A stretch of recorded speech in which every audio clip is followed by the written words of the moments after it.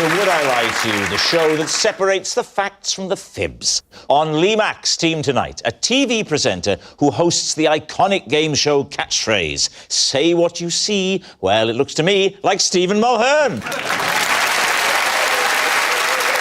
And a chaser and professional quizzer who's so clever she makes David Mitchell look like a Love Island contestant. It's Jenny Ryan. And on David Mitchell's team tonight, an antiques dealer with a passion for anything old, whether it's a Victorian chaise longue, some war medals, or one of Lee's jokes, it's Raj Bisram. And a comedian and podcaster who loves to do yoga. She says it's made her very flexible, though she admits she can't do a week on Tuesday. It's Deborah Francis-White. We begin with round one, Home Truths, where our panellists read out a statement from the card in front of them. Now, to make things harder, they've never seen the card before, they've no idea what they'll be faced with. It's up to the opposing team to sort the fact from the fiction. First up, it's Stephen. Right. Very few people know this, but for 5 months in 1998, I appeared every week on Noel's house party as the man inside Mr. Blobby. David's team. How old were you, Stephen? Well, I was born in 77, so let's work it out. 77, So you're 44? 44, yeah. Wow, doesn't he look good? That's incredible. Have you done any physical work in your life? That's incredible. Always outside, working on market stalls. Did you? Yeah. I thought you were inside Mr. Blobby. Yeah, I was just... I only got into TV when I worked in kids' television, and that's how I met Noel Edmonds. So you were working in kids' TV? Yeah. In what capacity? I was, first of all, a runner, then Yeah. I moved to a TV presenter after lots of auditions. But how did you get the Blobby gig? Because one of the... Are you interested? Yeah. You get the Blobby gig. The prized Blobby gig. They're always talking about it. Who will be the next Blobby? Yeah. Isn't it about time we had a female Blobby? Is Blobby still going? No. Blobby gone? I'm sure Blobby's bookable, but God knows what creature is it. How did you get that gig? There was one other Blobby called Barry, and he was the main man, and if he couldn't do the show, then I was employed. What was he doing that made him too busy to be He Blobby? was Stig. And how long did you do it for? I would say about 15 shows, but I also worked at Crinkly Bottom when they did the theme park. Oh. So you actually performed there as well? I did, yeah. Wow. I would like to ask, did you have to do the voice when you did the suit? Yeah, I would speak into, like, there was, I don't know what you call it, but it's the reverse of, like, one of those tannoys, and it would just change the voice. Oh, so what would you say? Blobby, blobby, blobby.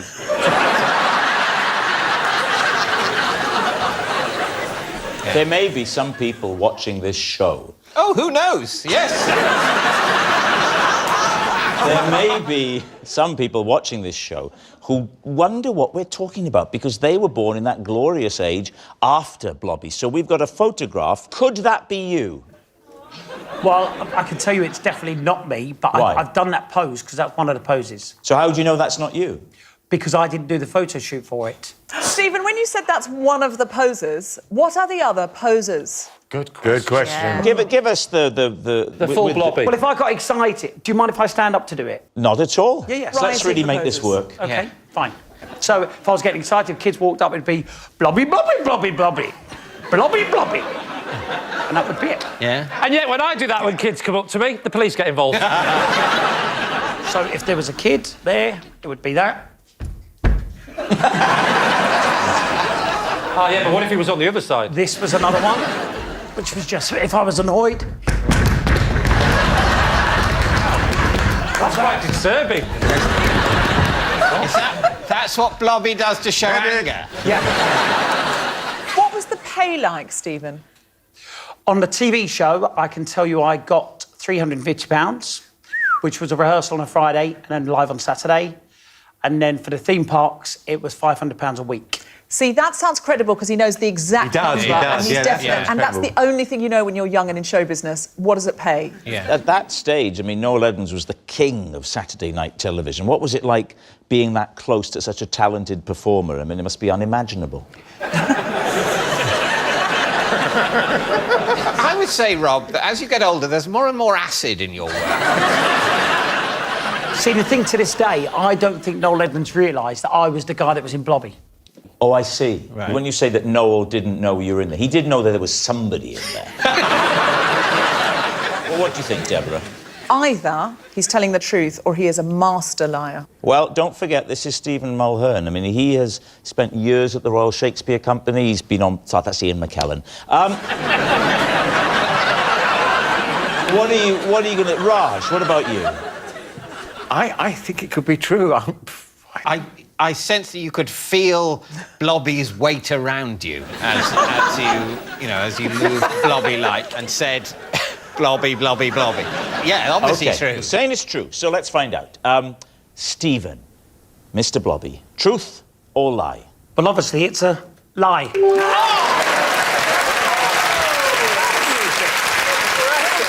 Yes, it's a lie. Stephen wasn't the man inside Mr. Blobby. Jenny, you're next. When an earthquake struck the restaurant I was in, I mistook the shaking people for excitable diners. Dave. OK, so where was this restaurant? It was in Los Angeles, And when was this? 2019. So you were a diner in the restaurant? Yes, I had just flown in that day, and Yeah. so I was feeling a little bit out of sorts, and the first thing I did was to go and get some food. Yeah. And the people who were sitting behind me, like on a banquette, back to back, Yeah. their food was being brought over, and the food got onto their table, and the seats started going like this. And I thought, oh, they must be hungry like me. I love the idea that you're going, is that an earthquake or is that just Americans moving? So you thought the banquette was moving because the people behind you were wiggling with excitement at the sight of food. Because Yeah. basically I'd done the same when my food Yeah, and came you were over. a bit jet-lagged, hungry, sitting there. I'm eating these. Wiggle, wiggle, wiggle. Oh, they're excited. Their food's arrived. And then when She said it with a bit more pizzazz, though. Yeah. When did you... trying to encapsulate... Wiggle, wiggle, wiggle, there's an earthquake. I'm trying to encapsulate... I know what happened. I'm only doing it for the money nowadays. Just get on with it. It's 50-50. We'll say lie. I don't care. I wanted to be an actor. No, I was trying to encapsulate the jet-lagged feeling, and obviously some of my own personal and professional disappointment leaked out, as it does in all of my work.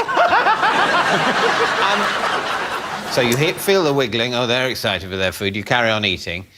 When do you discover that something else has happened? When I got back to my hotel and looked at social media. Oh, really? So hang on, even in the restaurant, you're in the restaurant, there's lots of people wobbling around everywhere. And there weren't any gasps of surprise or fear? I just assumed there were gasps from the loud Americans who were getting some fried chicken behind me. You see, but I'm with Jenny. See, I get excited when food's coming out at a restaurant. I go, hey. Bobby, Bobby, Bobby. Do you really go? I do. When I see it, I just have visions of Ant and Dec going, Can you keep it down, Stephen? So what are you going to say, David? What does your team think? I think this is definitely true, because if it were not true, she would have made it bigger and she would have said she'd lost a heel or something like that.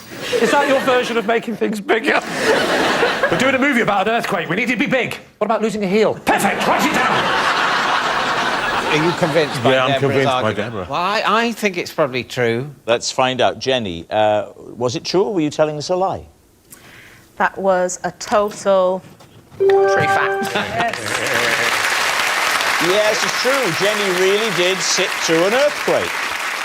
Our next round is called This Is My, where we bring on a mystery guest who has a close connection to one of our panellists. Now, this week, each of David's team will claim it's them that has the genuine connection to the guest. It's up to Lee's team to spot who's telling the truth. So please welcome this week's special guest, Melissa.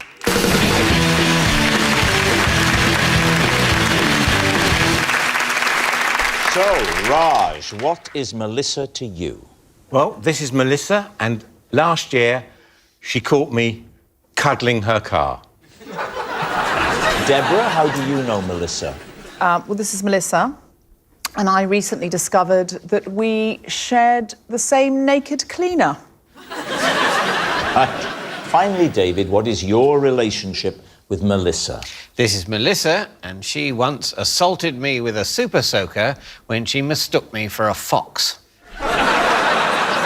Please, team, where do you want to begin? Well, it's got to be Raj, hasn't it? Yeah. So, why are you cuddling her car? I had a car which was my pride and joy. It wasn't the value, it was just a Spitfire. It was a really nice blue Spitfire. Which stage of your life was this, Raj? To be honest, I sold the car only about 6 years ago. And I hadn't seen the car for all that time. And as lockdown was easing, we were told that you could actually drive to beauty spots and go for a walk. We got in the car, we drove to the parking spot at Hempstead Forest. Oh, Hampstead Forest, yeah. No, Hempstead. Hempstead. I just thought you were very posh. The car at Hempstead Forest. It's about 2 miles from where I live. OK. And we parked up, and lo and behold, there was my old car. So you went and embraced the car? Well, I would never have sold that car, but it was about the time when I really had a bad back. So it was just too much getting in and out of the Spitfire. It was really low. So my wife said, you know, Yeah, you've got Rob's the same, getting in and out of his bath. Yeah. You've got a little door now, haven't you, Rob? So I saw the car. You saw your car, and it's obviously same red. And so literally, you know, it's yours. we were in a good mood. The sun was shining. We were able to go for a walk. Yeah. And I said to Sue, you know, it's my old car. You said to Sue? Yes, Sue's my wife. So I said to Sue, oh, man, it's my old car. And I just said, oh, I've got to give it a hug. Yeah. And so I went over and literally I was giving it a hug. And this lovely lady came up to me and said, excuse me, but what are you doing with my car? Right. Can I just ask you a question? Have you come on national television to invent an alibi about you and your wife going dogging?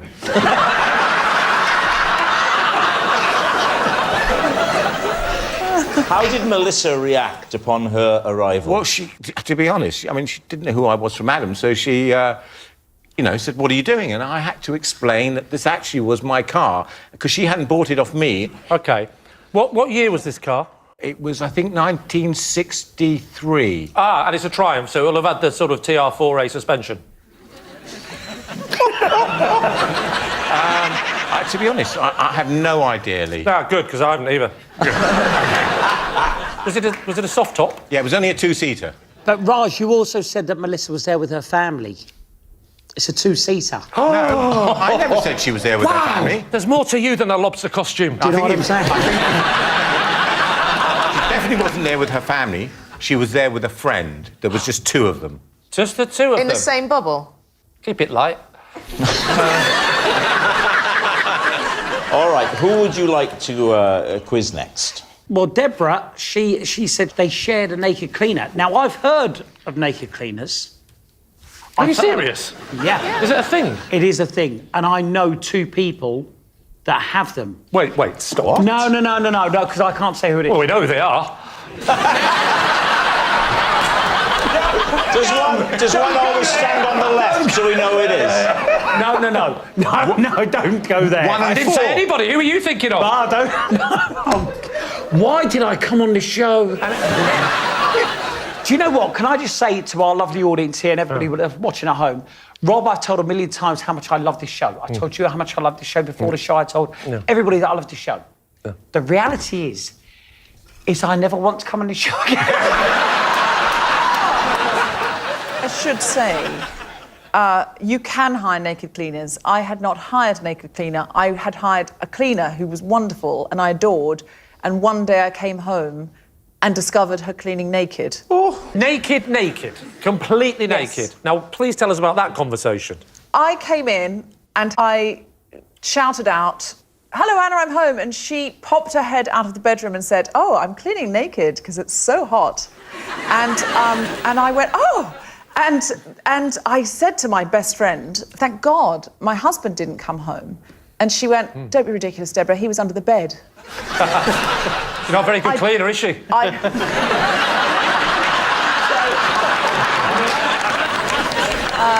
Yeah, and anyway, it then turned out it was just something that she liked to do. If it got very hot and there was no one home, she enjoyed cleaning naked. Right, so, and did you say this is fine? Well, yeah, I mean, you know, I feel very grateful anyone will come and hoover and clean my bathroom as it is. I'm not going to start making stipulations like you have to have clothes on. I don't think that's a strict rule. I think you're allowed to say, you know, tea's in the kitchen, milk's in the fridge, keep your clothes on. I think that's completely fine. No, because I feel uncomfortable. Then I feel like I'm one of the lords and ladies in Downton Abbey. So you think by saying keep your clothes on it makes you sound a bit uppity? Yeah, just It's generally... a good point, actually, because I'm worried. I've got a cleaner and I'm worried I'm not down to earth as I used to be. So when I get back, I'm going to say, can you take all your clothes off? Because I'm a little bit worried that people are getting the wrong impression of me. So Melissa isn't the cleaner that... No. What's the connection? OK, so I was at a party and I overheard behind me someone telling my anecdote, which was I came home, the cleaner put her head out of the bedroom saying, I'm cleaning naked because it's so hot. And I thought, she's stolen my anecdote. So I just went, excuse me, that's my story. That happened to me. And she went, well, it happened to me. I said, what is your cleaner's name? And she said, Anna. And I went, oh, my God, we've got the same cleaner. Yeah, but hang on. She doesn't advertise herself as a naked cleaner. No. She's a cleaner who likes to take her clothes off. You're saying they exist as a... Would you like to book a naked cleaner? Yes, they do. But clearly what Anna does, you know, you would prefer that. That doesn't sound... No, I think... That doesn't... The potential here... Oh, I just want to go home. The point is that what you're saying, I think, is that, that this Anna maybe has missed her vocation working as the kind of cleaner you're talking about your perverted show business friends liking, where they not only are allowed to take their clothes off, but must do. You're very calm about this. You're like, OK, that's fine, that's your attitude. I'm shocked. You know, you're married, do you want your husband to see a naked woman cleaning the house? Oh, he would just be... He's like David. He would be... He's very like David. He would just be really embarrassed about it. He'd just be a bit embarrassed. He'd just be a bit embarrassed. All right, now, what about David? Oh, he's never been naked in his life. Every bit of me has been naked, but never all at the same time. I like to think of the idea that you came out in a little jacket. Remind us of your connection to Melissa. Well, this is Melissa, and she once assaulted me with a super soaker when she mistook me for a fox. Are we all aware of the super soakers? Especially a large, powerful water pistol. Yeah, it takes the fun of the water pistol and then goes too far. You'll be familiar with the principle, Lee. What were you doing for her to think you were a fox? Were you, by any chance, making love with a high-pitched squeal? By the bins. Yeah. Again. No, I wasn't. I think, as we've established... I've heard you, David. We've all heard. No, you can't have it both ways. I'm either some pathetic asexual lump, as correctly expressed by Deborah, To be strictly fair, I did not describe my husband or you as a pathetic asexual lump. No. Yeah, but we knew what you were thinking. I'm either an embarrassed embarrassment or I'm a fox squealing by the bins. Not both. But what were you doing? Good question. I was replacing and removing a bin. Melissa lives next door. We both have, at our house and at her house, green recycling wheelie bins. A green bin is for green waste. No, that's the brown one. Where I live, which I'm not prepared to specify on television for obvious reasons. What? In case they try every door? It just they could narrow it down. Anyway, a green wheelie bin is what you have for recycling where I live. But why did she think you're a fox? It was dark, and she heard noises and assumed it was a fox. And where are you at this point? You're just putting the bin back? I am putting the bin down the side of her house. Right. And extracting our bin, because the bins, after being emptied, sometimes get wrongly reattributed. Now, that's true. So she's immediately gone, come round, got you. How many times? I think it was one big sploosh. She got you, though? She got me. How wet were you? Is there a unit of wetness? I don't remember it hurting, but it was shocking and wet. That's his profile on Match.com. I wouldn't describe it as pain, but it was definitely... That's the second list. It was shocking and Shocking, not too wet, but painful. All right. Similar for fun and games. We need an answer. So, Lee's team. Is Melissa Raj's motoring mate, Deborah's cleaner companion, or David's sharpshooter? I'm Team Deborah. Having the same anecdote and being furious about someone stealing your anecdote and finding out you independently had experienced the same thing would bond you. I'm believing Raj. Are you? I am, yeah, because I could imagine he would get excited about it. It's something that he would do. What do you think, Lee? Well, everything about David's story makes sense. He would swap the bins in a way that no other human being would. Not just, oh, yeah, sorry, got your bin. Oh, no, that's far. Oh, no, I better put it back secretly. She'll hate me otherwise. That's right. So, I'm now going to make a decision. We'll go with the cleaner story. All right. They're saying that it is the cleaner. Melissa, would you please reveal your true identity? I'm Melissa, and I shared a naked cleaner with Deborah. Whoa! Yes, Melissa is Deborah's cleaner companion. Thank you very much, Melissa. Which brings us to our final round, quick fire lies, and we start with... It's Lee. Last year, after getting lost on a ramble, I got so thirsty I was forced to drink puddle water, which I purified by filtering through my hiking sock. David's team. right, where were you hiking? I was hiking in Scotland. And what time of year? This will have been just when it was allowed. Okay. Whereabouts in Scotland? It was in the Highlands. How long have you been walking?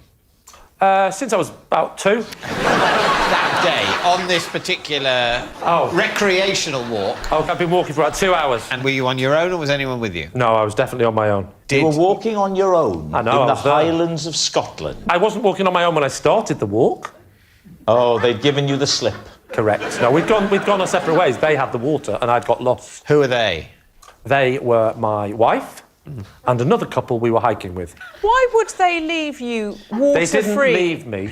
We did that thing many reasons. Because his wife spotted an opportunity that may never come her way again. And I admire her for seizing it. I needed the toilet, so I went off and I went round the corner and just lost my bearings. Describe the terrain. Yeah. Rain were like really heavy. Well, that's no reason to drink puddle water then. Exactly. Correct. No. The terrain was terrain. I would describe as rugged and arid. You want to go to the loo? I'm all right, thanks. You know, it's like you're walking. I'm a bit older than my wife. I'm tired. She's a little bit further ahead, talking to her friend's husband, actually. And anyway, it doesn't matter. I thought I'm a bit tired, and I said I'm just gonna one sec, and I sort of I was literally just stepped behind for a second. You stepped behind a tree. I do and then became so disorientated. No. Okay, yeah. So I have a wee, right, Yeah. and then that's when I heard what I thought was a kookaburra. In Scotland. What? In Scotland. The emphasis on the word thought. Right. I thought I heard a kookaburra, so I walked just a few steps, not many. Picture the scene. I'm walking. I'm looking round like this. There's no bird. I turned back. Wait a minute. Which tree did I wee behind? Was it that one or was it that one? Well, it was easy to tell. It was that one. So I got a bit confused for a sec, and then I went, and then before you know it, So you game over. Completely I'm now lost. walking, and I'm panicking, and I should point out that I'm already very dehydrated. I wish I hadn't had that wee. It could have helped somehow. But I had it. I was now running on empty. And you want to drink. Yes. There's no drink to be had. There's nothing. And I learnt the #1 rule when I watched a film once, which is don't wait until you're thirsty. So what do? You find a puddle. I come across a puddle. But you don't tend to find puddles in No, but what I arid didn't setting. realise, I was back at the tree.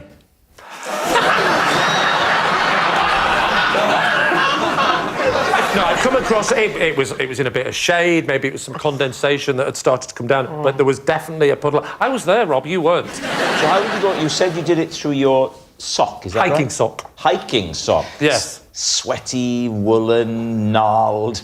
Yeah, No. but she's good with the kids. That doesn't make sense. She wasn't even with me. So it doesn't make sense. So you undid... Sock off. Took your boots off first, of course. Of course, and there's only the only way to do it, isn't it? So the boot comes off, the sock comes off, because I remembered the film. If in doubt, drink early and make sure it's purified. And what was the film? That was the title of the film. How dirty? Well, I mean, it was 18 certificate and there was a bit of... All right, what are we thinking, Raj? Rubbish. The whole lot. This is all made up. I think you might be dehydrated now. Oh, yeah, I am. So, David, I think your team I think we're going to go live. It's a lie. Well, OK. Was this true or was it a lie? It's a lie. It was a lie. Next, it's Stephen.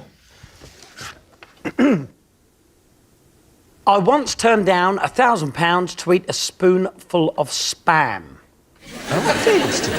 When were you offered £1,000 to do that? About 2.5 years ago. But who would offer you that? 2 of my friends. Oh, right, yes, I see. Did they want you to do it naked? Was it those two?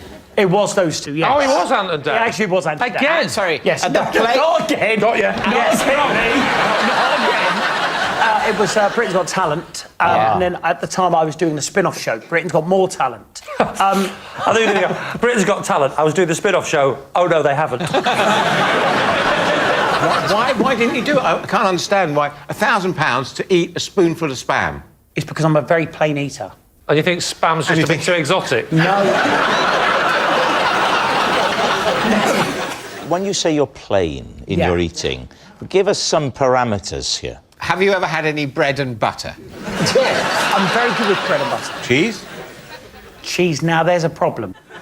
OK. If friends are cooking or they're having a dinner party or having you round, you must be a nightmare. You know, I remember once I had to hide food in my pocket. Right. Well, hide food you didn't want to eat? Yeah. So to...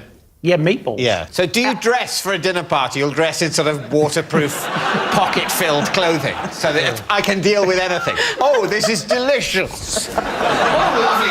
A salmon. And then you just go, oh, I've put on so much weight over dinner. Squelch, squelch, squelch. Like a trawlerman. And why are you like this? I mean, what is wrong with you? It strikes me as very juvenile, it strikes me as undeveloped, immature, and it strikes me you want to get a grip of yourself. That's it. Truth or lie? I think he's telling the truth. I think he could be telling the truth. I think we're going to go with true. All right, they're saying it's true. Stephen, you fussy eater, was it true or was it a lie? It was true.